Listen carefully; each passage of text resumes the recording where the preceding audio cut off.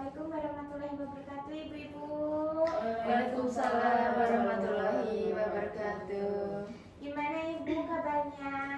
Alhamdulillah sehat. Alhamdulillah Ibu ya. Baik, sebelumnya perkenalkan nama saya Ayu Astika. Saya mahasiswi dari sekolah ilmu kesehatan Sismadi. Di sini ingin melakukan penyuluhan kesehatan tentang pemeriksaan kehamilan. Sebelumnya, Ibu saya izin meminta waktu sebentar, kurang lebih 20 menit. Nanti ada 2 sesi Ibu-ibu. Sesi yang pertama, sesi pemaparan materi. Nanti saya akan menjelaskan beberapa materi. Yang kedua, sesi tanya jawab. Semoga nanti yang saya jelaskan bisa dipahami dengan baik Ibu-ibu ya.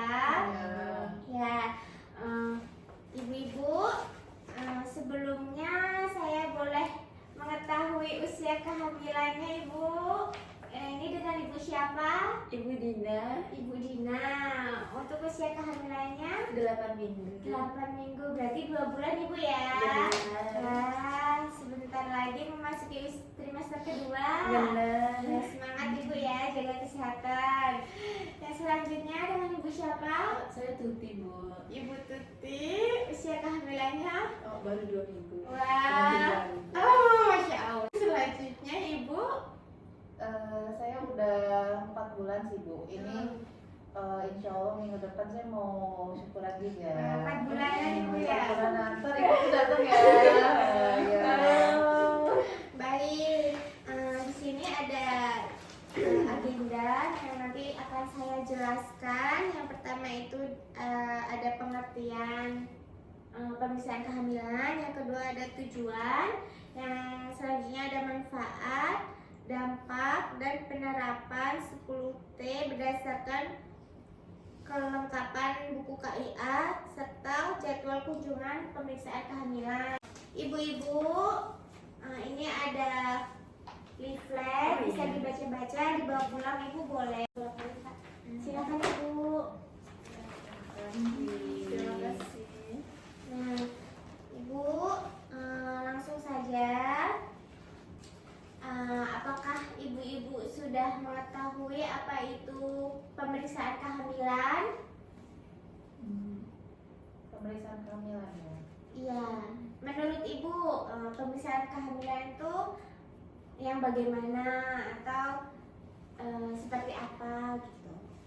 Ya, untuk mengetahui lah kalau si janinnya itu sehat apa enggak, terus ibunya dalam keadaan sehat apa enggak. Iya, benar Ibu ya.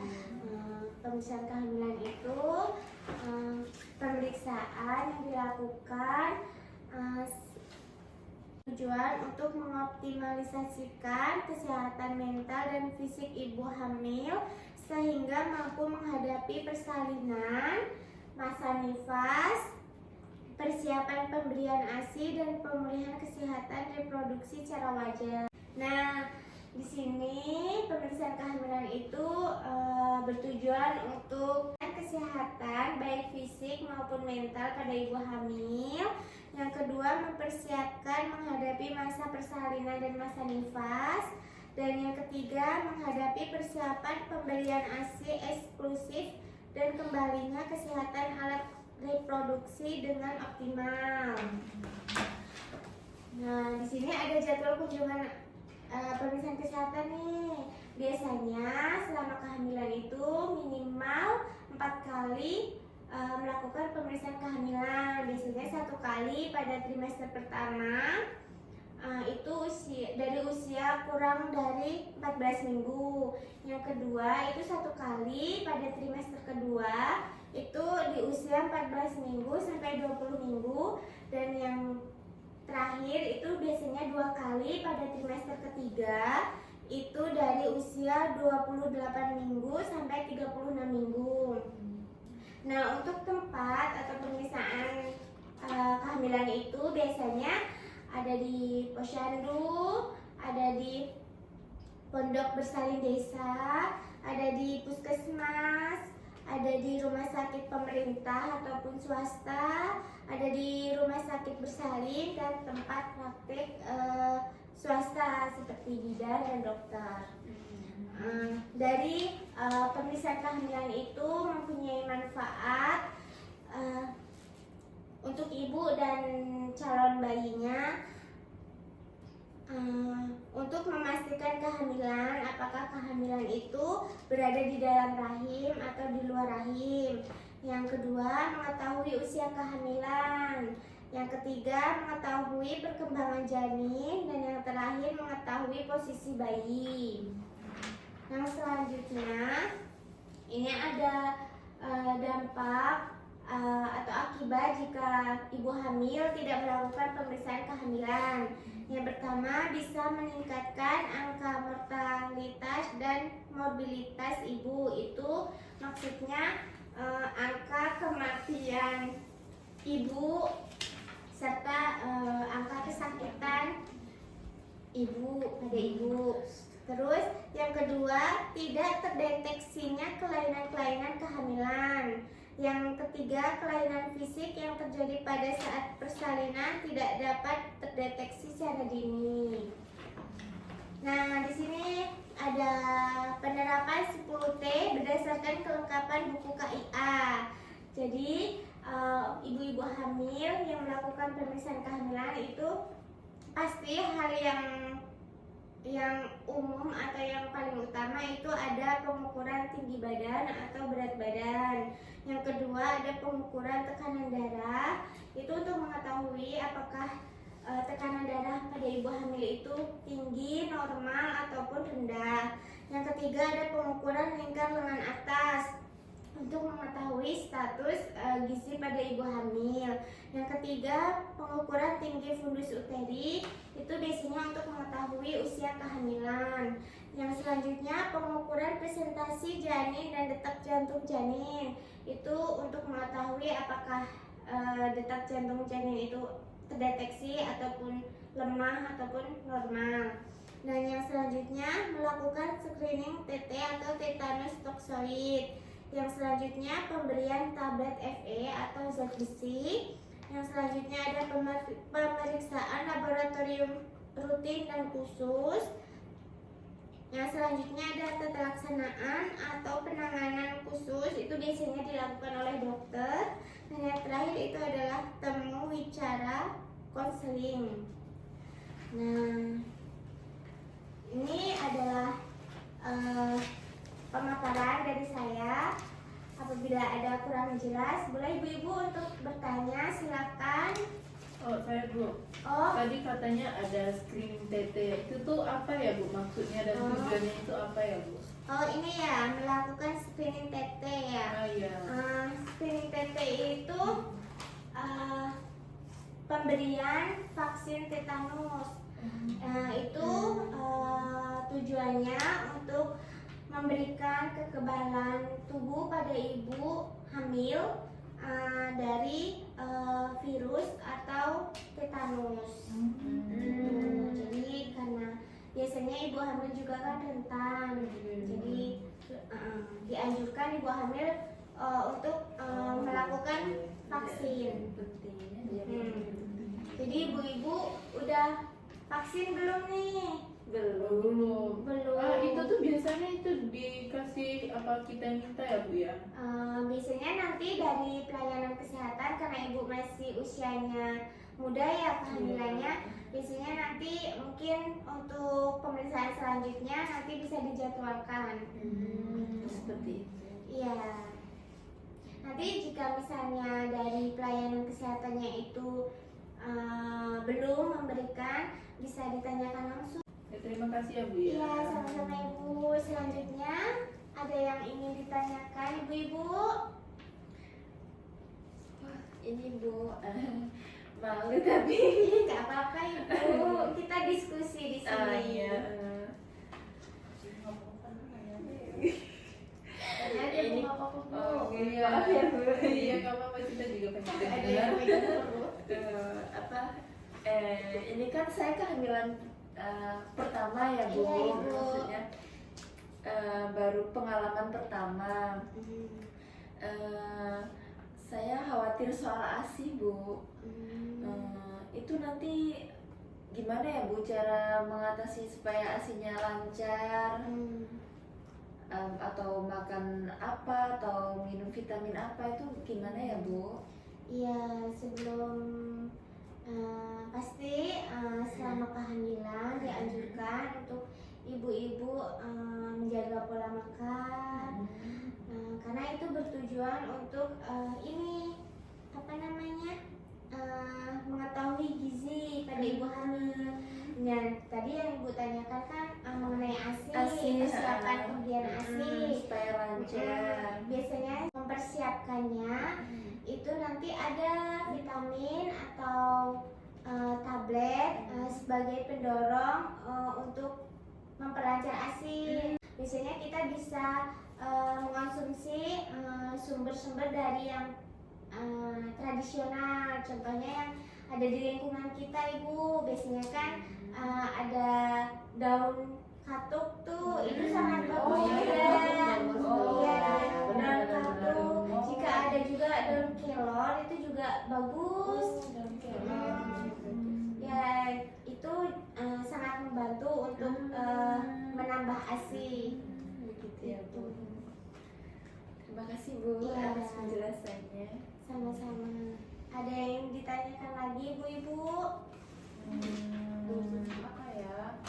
Yang terakhir dari saya ini aja sih, Bu, kan saya sering melihat tuh di media sosial, Iya. ya kan, kekhawatiran apa, ibu hamil itu kan rentan yang namanya kayak anemia, kemudian dia kurang HB ya, Bu, ya, disebutnya ya.